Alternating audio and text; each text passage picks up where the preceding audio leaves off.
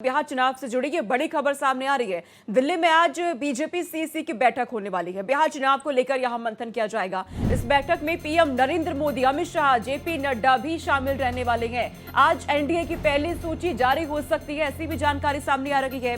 आज ये बड़ी बैठक होने जा रही है। इस मीटिंग में पीएम नरेंद्र मोदी भी शामिल रहने वाले हैं। अमित शाह यहां नजर आएंगे, जेपी नड्डा रहने वाले हैं। और आज ही कहा जा रहा है एनडीए की पहली सूची उम्मीदवारों की जारी हो सकती है। तो लगातार बिहार विधानसभा चुनाव को लेकर बीजेपी इस वक्त फुल एक्टिव मोड में है। एनडीए के तमाम घटक दल चर्चाओं का दौर देखने को मिल रहा है। मंथन लगातार जारी है और आज जानकारी है कि एनडीए की पहली सूची भी जारी हो सकती है। उम्मीदवारों के चयन को लेकर मंथन का दौर लगातार देखने को मिल रहा है एनडीए के अंदर। इससे पहले तमाम बैठकें हो चुकी हैं। जेपी नड्डा के आवास पर बैठक हुई, जहां सम्राट चौधरी पहुंचते हैं, तमाम बड़े नेता बीजेपी के, एनडीए घटक दल के। और आज जानकारी मिल रही है बीजेपी सीसी की इस बैठक में पीएम नरेंद्र मोदी, अमित शाह, जेपी नड्डा मौजूद रहने वाले हैं। और आज ही एनडीए की पहली सूची भी जारी हो सकती है। तो बिहार विधानसभा चुनाव को लेकर के पूरी तरीके से एनडीए जीत की कोशिश में। सीट शेयरिंग के फॉर्मूले पर बात बनने के बाद अब उम्मीदवारों के नामों पर चर्चा लगातार क्योंकि जारी है। ऐसे में अब जानकारी मिल रही है कि आज ही एनडीए की पहली सूची भी जारी हो सकती है।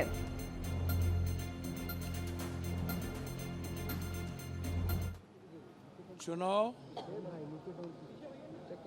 विनाश बनाम विकास, 11 साल का विनाश, नफरत नरेंद्र भाई मोदी जी का, और एक तरफ विकास और प्रेम राहुल गांधी जी का। चुनाव राहुल गांधी जी के प्रेम और विकास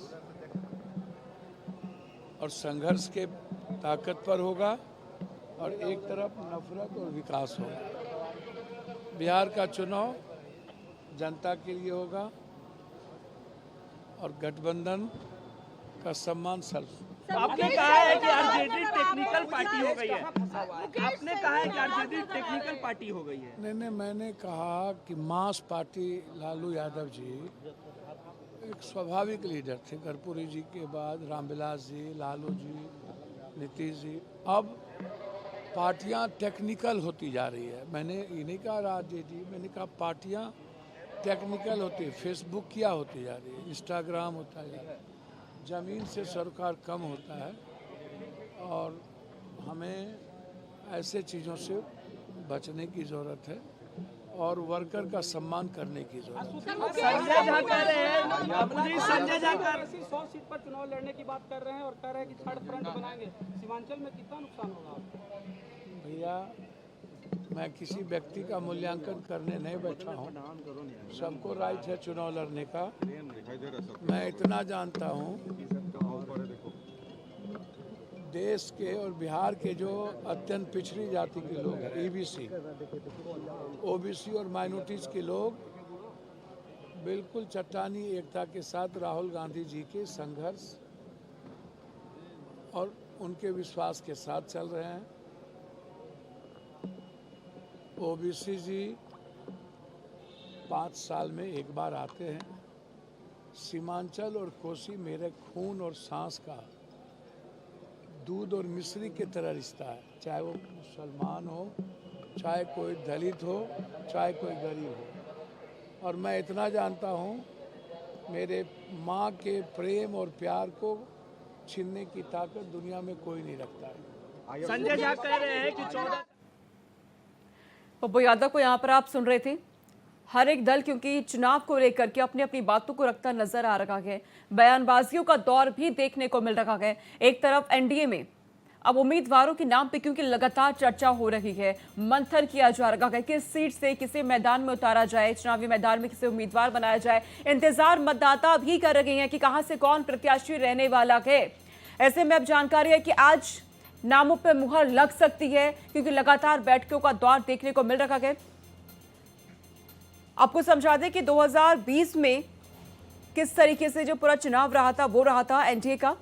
बीजेपी ने 110 सीटों पर चुनाव लड़ा था, 74 जीती थी। जेडीयू ने 115 पर चुनाव लड़ा था, 43 सीटें यहां जेडीयू के खाते में आई थी। हम पार्टी ने 7 पे चुनाव लड़ा था, 4 सीटें जीती थी। और वीआईपी ने 13 पे चुनाव लड़ा था, लेकिन 4 सीटें वीआईपी के खाते में आई थी। इधर महागठबंधन की बात करें 2020 चुनाव की, तो महागठबंधन में आरजेडी 144 पर लड़ती है, लेकिन जीत हासिल की थी 75 पर। इसी तरीके से कांग्रेस 70 पे चुनाव लड़ती है और 19 सीटें मात्र कांग्रेस के खाते में आई थी। तो ये 2020 के जो आंकड़े हैं वो बताते हैं। अब 2025 के लिए तमाम जो राजनीतिक दल है वो पुरजोर कोशिश में लगे हुए हैं। बैठकों का दौर दिल्ली से लेकर पटना तक लगातार देखने को मिल रहा है।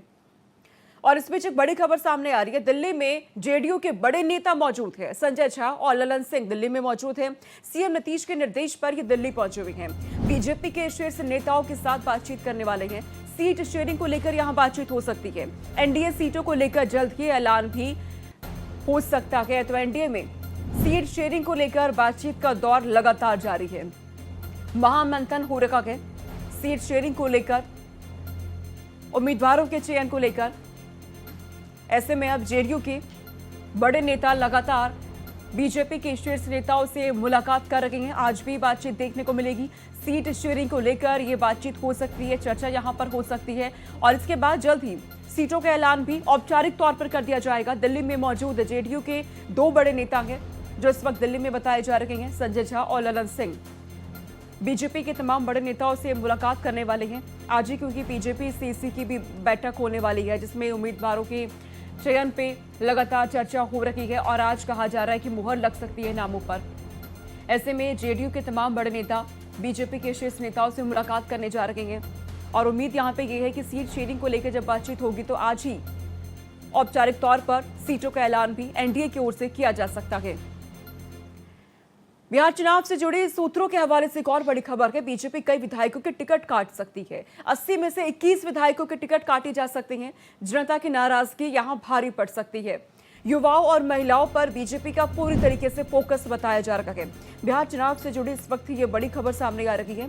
बीजेपी कई विधायकों के टिकट काट सकती है क्योंकि बीजेपी का फोकस युवाओं पर और महिलाओं पर ज्यादा नजर आ रहा है।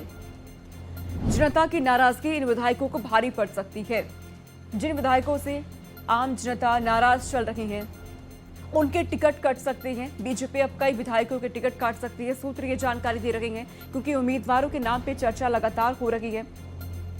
मंथन का दौर बीजेपी में देखने को मिल रहा है।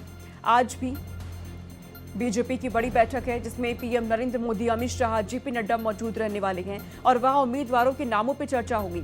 ऐसे में अब जानकारी है कि बीजेपी के कई विधायकों के टिकट कट सकते हैं क्योंकि बीजेपी का पूरा फोकस युवाओं पर है, महिलाओं पर रहने वाला है सबसे ज्यादा। ऐसे में वो विधायक जिनसे लोगों की नाराजगी है, जिनसे लोग नाराज चल रहे हैं, उनके टिकट कट सकते हैं।